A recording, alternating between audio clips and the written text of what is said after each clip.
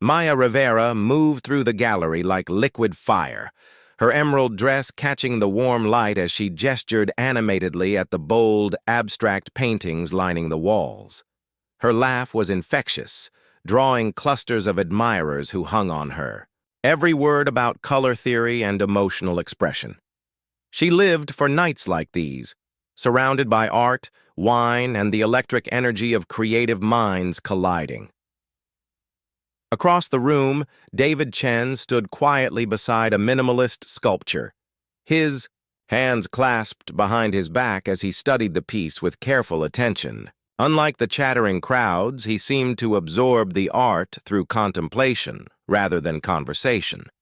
His dark eyes held a depth that suggested he saw beauty in simplicity, in the spaces between things rather than the things themselves. Their worlds collided when Maya, gesticulating wildly about the passionate brushstrokes in a nearby painting, accidentally knocked her wine glass directly into David's chest. "Oh God, I'm so sorry," Maya gasped, her cheeks flushing as red wine soaked through his white button-down shirt. "I get so carried away when I talk about art, and my hands just—" "It's okay," David said softly, his voice a calm counterpoint to her frantic energy. He looked down at the stain, then back at her with the hint of a smile. "Actually, it's kind of beautiful, like a Rorschach test in wine." Maya paused, caught off guard by his unexpected response. Most people would be annoyed, but he seemed genuinely amused. "What do you see in it?" David tilted his head, considering the red splash across his chest. "A bird taking flight, maybe. Or flames reaching toward something." "Flames," Maya repeated, her eyes lighting up. "I like that. I'm Maya, by the way, professional art enthusiast and apparently wine tosser. David, architect and accidental canvas." Their conversation flowed like the wine that had brought them together, unexpected and intoxicating. Maya discovered that beneath David's quiet exterior lay a brilliant mind that found poetry in blueprints and saw cathedrals in coffee shops. David found himself drawn to Maya's passionate way of experiencing the world, how she could find profound meaning in the angle of light hitting a wall. As the gallery began to empty, neither wanted the night to end. "There's this underground jazz club I know," Maya said, her eyes sparkling with mischief.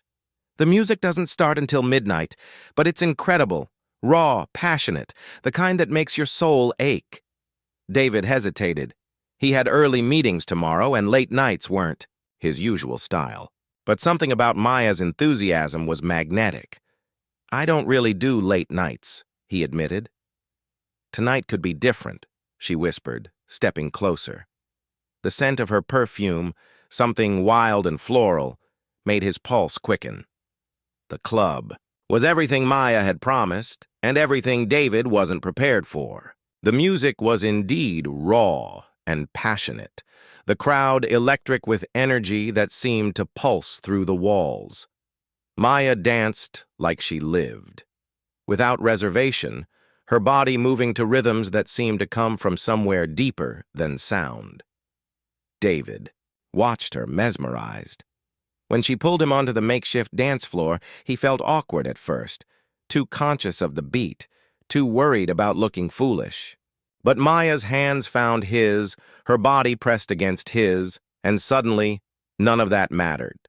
"Stop thinking so much," she murmured against his ear, her breath warm on his neck. "Just feel." In that moment, with jazz saxophone weaving around them like a spell, David understood what she meant.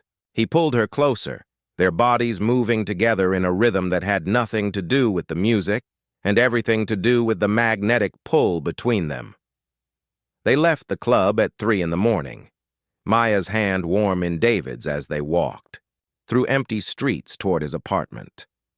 The night air was cool against their heated skin, and the city seemed to pulse with the same energy that crackled between them. In his bedroom, their differences became both more apparent and somehow irrelevant. Maya's passionate intensity met David's tender care, creating something neither had experienced before, a perfect storm of fire and shelter, chaos and peace, all wrapped in the breathless urgency of new desire. 3 weeks into their relationship, the intoxicating newness began to reveal the fault lines beneath. Maya would appear at David's apartment at 10 p.m. with concert tickets or plans for midnight food truck adventures, her eyes bright with the promise of spontaneous magic.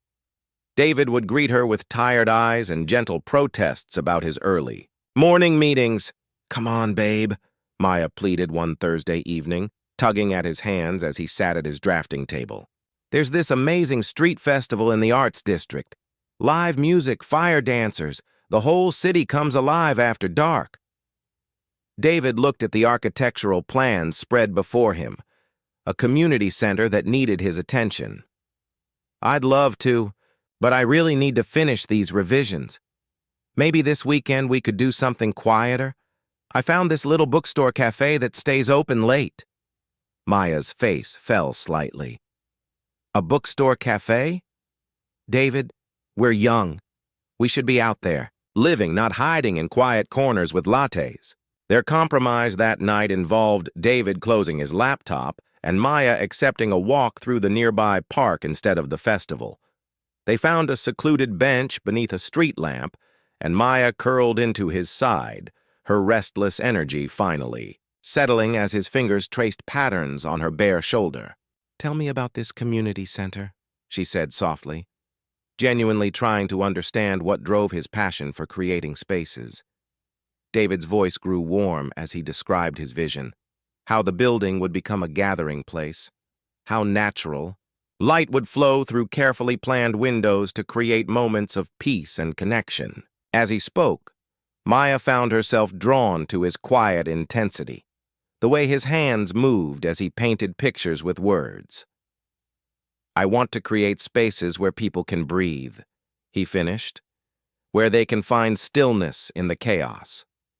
Maya turned to face him fully, her hand resting on his chest where his heart beat steady and sure.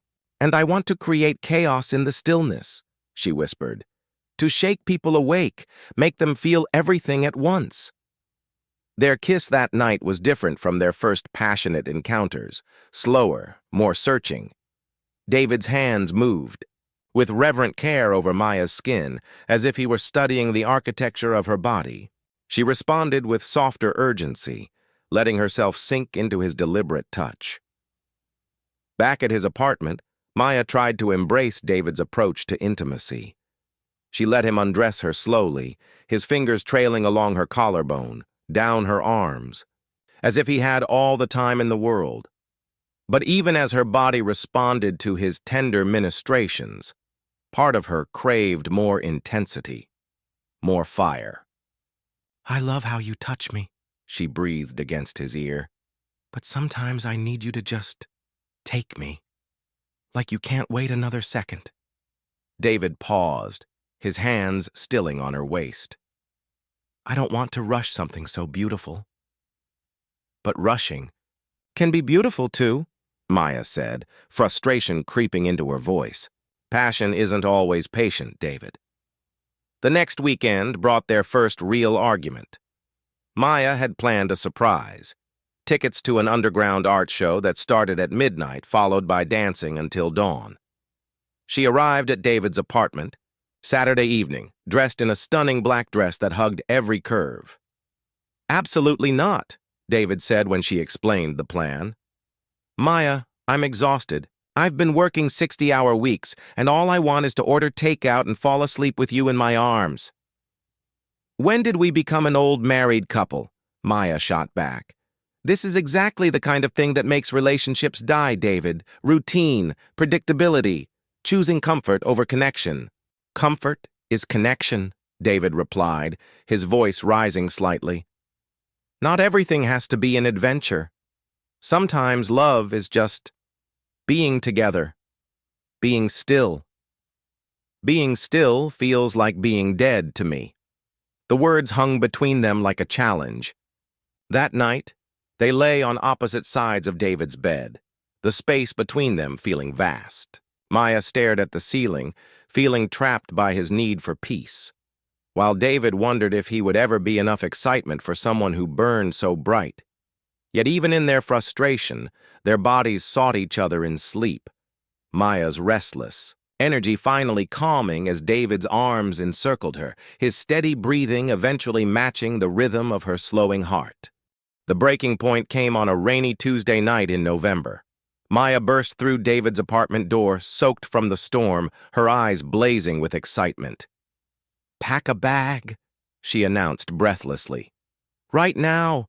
There's this incredible art installation in Portland that's only up for 3 days, and I found last-minute flights. We could be there by midnight, spend tomorrow exploring, make it this amazing, spontaneous adventure." David looked up from his laptop, where he'd been reviewing contracts, taking in her wild energy, her rain-dampened hair, the way she vibrated with possibility. "Maya, I can't just drop everything and fly to Portland. I have 3 client meetings tomorrow, a presentation on Friday. Cancel them," she said, as if it were the simplest thing in the world. "David, when did your life become so small? When did you start choosing spreadsheets over spontaneity?" "When I decided to build something lasting instead of just chasing the next thrill," David replied, his patience finally fraying. "Not everyone can live like every day is a festival, Maya. Some of us have responsibilities." "Responsibilities," Maya repeated, the word tasting bitter in her mouth. "Is that what I am now? Another responsibility you have to manage?" "That's not what I meant, isn't it?" Maya's voice rose, months of frustration spilling over. "Every time I suggest something exciting, you find a reason to say no. Every time I want to be spontaneous, you need to check your calendar. I feel like I'm in a relationship with your day planner, not you." David stood up, his own anger finally surfacing. "And I feel like I'm dating a hurricane that never stops spinning long enough to actually connect with me. When was the last time we spent a quiet evening together without you looking at your phone for the next event, the next party, the next escape? Maybe because quiet evenings with you feel like death by 1,000 paper cuts," Maya shot back. "All that careful consideration, all that gentle restraint. Sometimes I wonder if there's any real passion left in you, or if you've architecturally designed it all away." The words hit David like a physical blow. "So I'm boring. Is that it? Too stable, too predictable for the great Maya Rivera?" "You're not boring," Maya said, her voice breaking slightly. You're suffocating. I can't breathe in all your careful comfort. I need air, David. I need space to be wild and messy and alive." "Then maybe you need someone else," David said quietly, the fight draining out of him. "Maybe I'm just not enough adventure for you?" Maya stared at him, stunned by the resignation in his voice. "David, no, it's okay," he continued, running his hands through his hair. "I've been trying to be something I'm not, and you've been trying to fit into something you're not. Maybe we're just too different." That night, Maya didn't stay.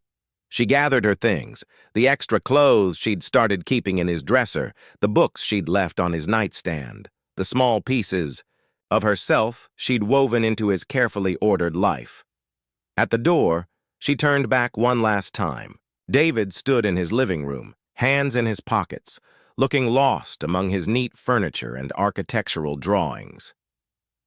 "I love you," she said softly. "But I don't know how to love you the way you need."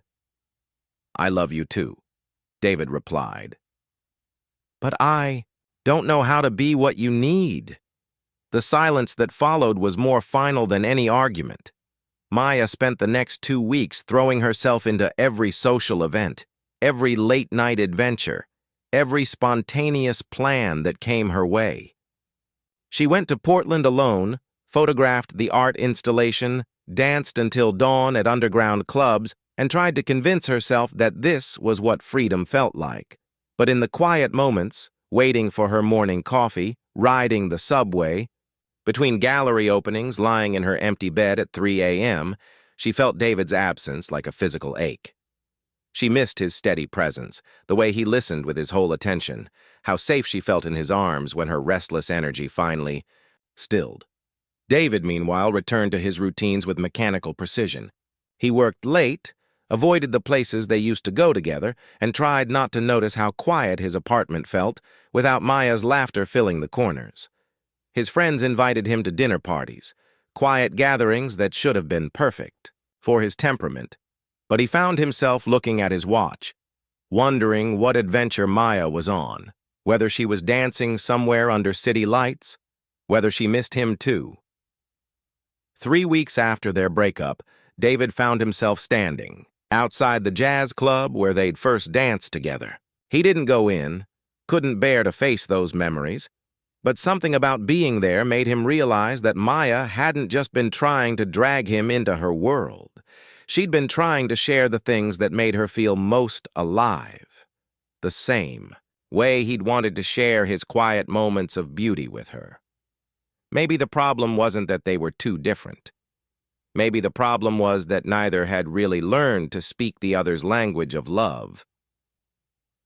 The text arrived on a Saturday morning, 6 weeks after their breakup. "There's something I want to show you. Meet me at Riverside Park, the bench by the cherry trees. If you want to." David stared at Maya's message, his coffee growing cold in his hands.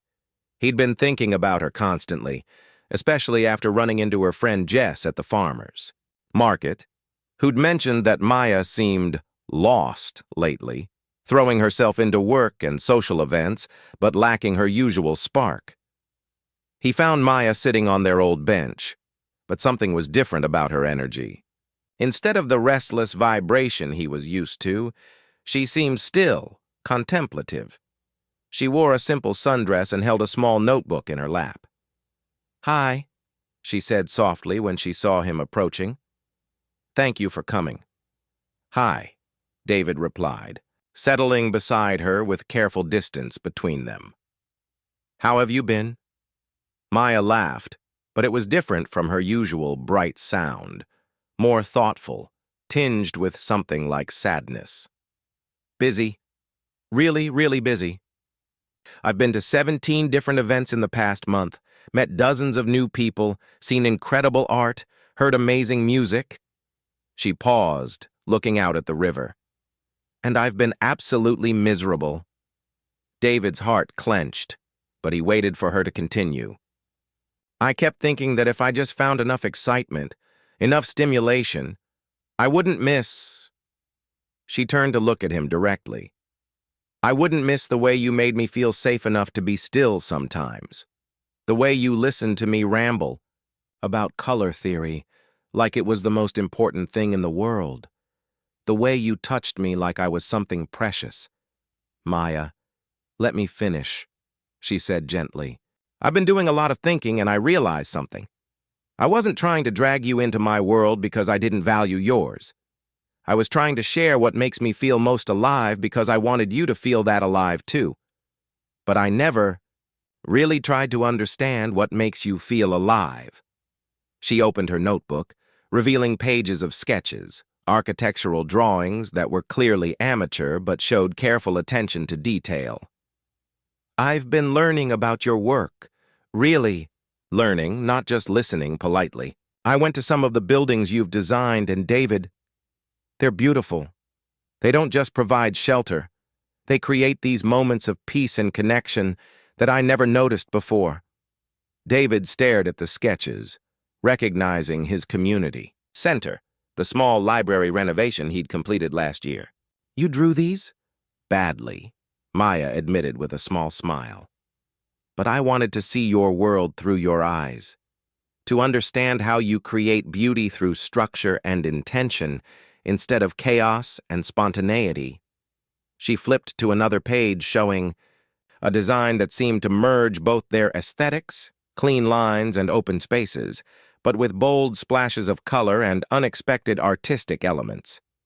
"I've been thinking," Maya continued, "about what you said that night we fought, about connection. Maybe I was so focused on external excitement that I forgot the most thrilling thing of all is truly connecting with another person. And maybe Maybe connection doesn't always have to be wild and unpredictable. David felt something shift in his chest, a loosening of the tight knot of hurt he'd been carrying. "I've been thinking too," he said quietly, "about what you said, about my life being small. Maya, I was so afraid of losing control, of being overwhelmed by your intensity, that I forgot why I fell for you in the first place. You see beauty in chaos. You find magic in unexpected moments.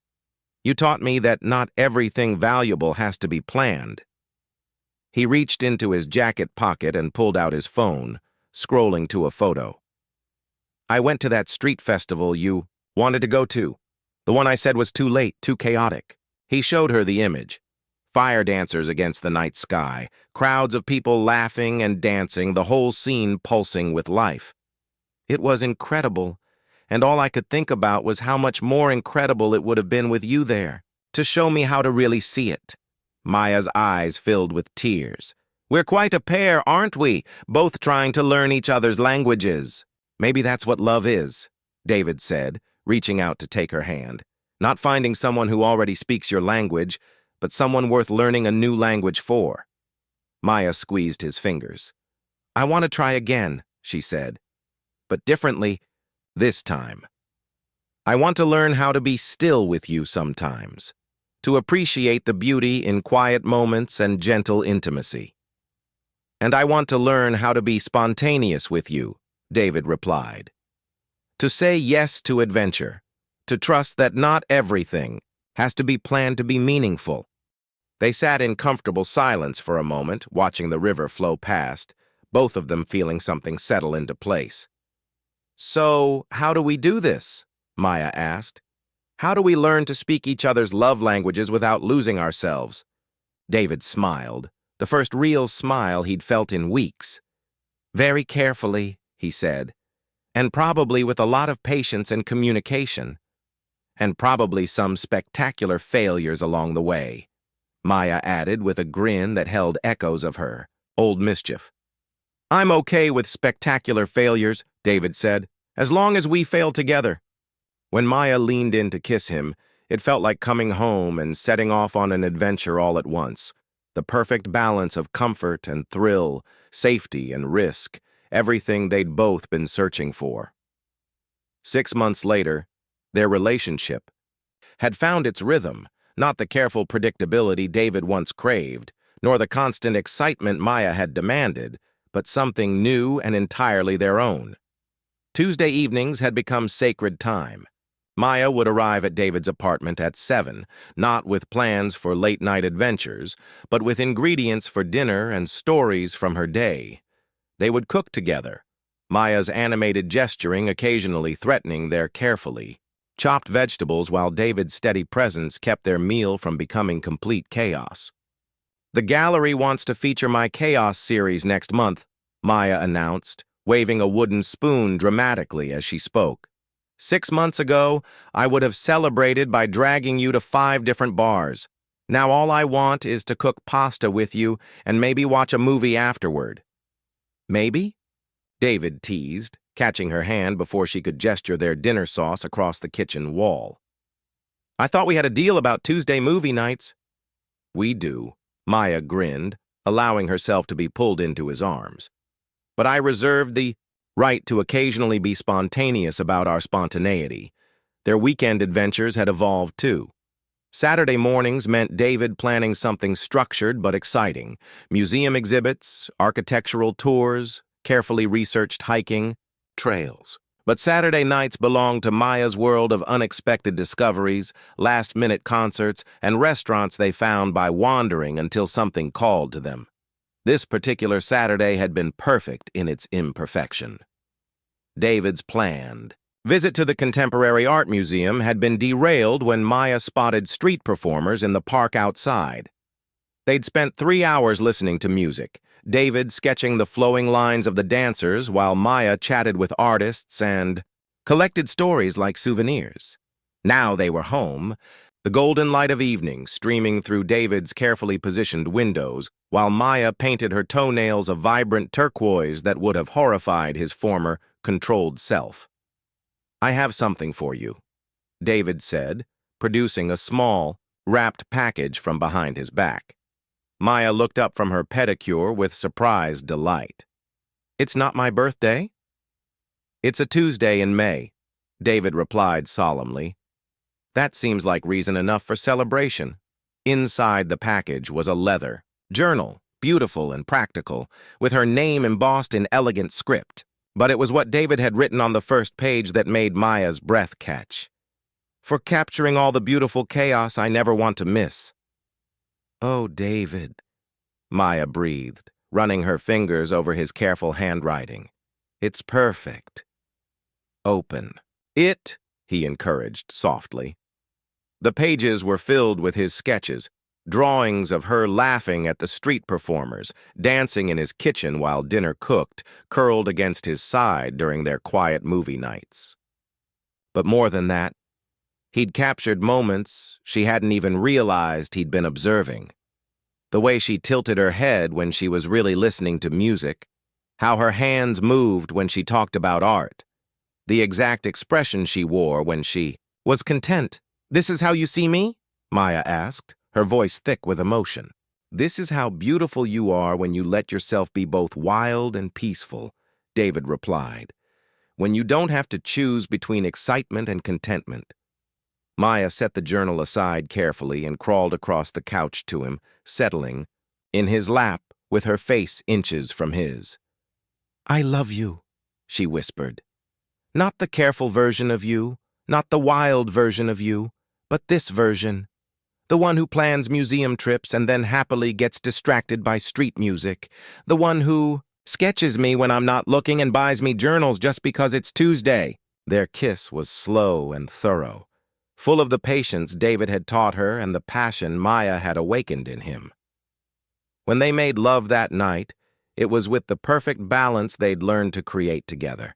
Maya's spontaneous intensity, met by David's deliberate attention, his gentle care answered by her fierce affection. Afterward, as they lay tangled in his sheets, Maya traced patterns on David's chest while he played with her hair. "I was thinking," Maya said drowsily, "about what we learned." "What did we learn?" David asked, his voice warm with satisfaction and sleepiness. "That love isn't about winning or losing, or about one person changing to fit the other's needs," Maya murmured. "It's about creating something new together, a third option that neither of us could have imagined alone." David pressed a kiss to the top of her head. "Our own language," he agreed, "one that has room for both adventures and quiet, moments for spontaneity and structure, for all the ways we each express love." "Exactly," Maya smiled against his skin. "And the best part is, we get to keep learning it together. Keep discovering new words and phrases and ways to say, 'I love you,' that work for both of us." Outside their window, the city hummed with its own energy, some people seeking excitement in the night, others finding peace in their homes. Inside, Maya and David had created their perfect balance, a love that honored both the fire and the comfort, the chaos and the order, the wild adventure and the gentle refuge. They had learned that the best relationships aren't about finding someone who already speaks your language, but about finding someone worth creating an entirely new language with, one that has room for every way your hearts know how to love. As they drifted off to sleep, Maya's restless energy finally still in David's steady embrace, they both knew they had found something rare and precious, a love that didn't ask either of them to be less than they were, but instead invited them to become more than they ever thought possible.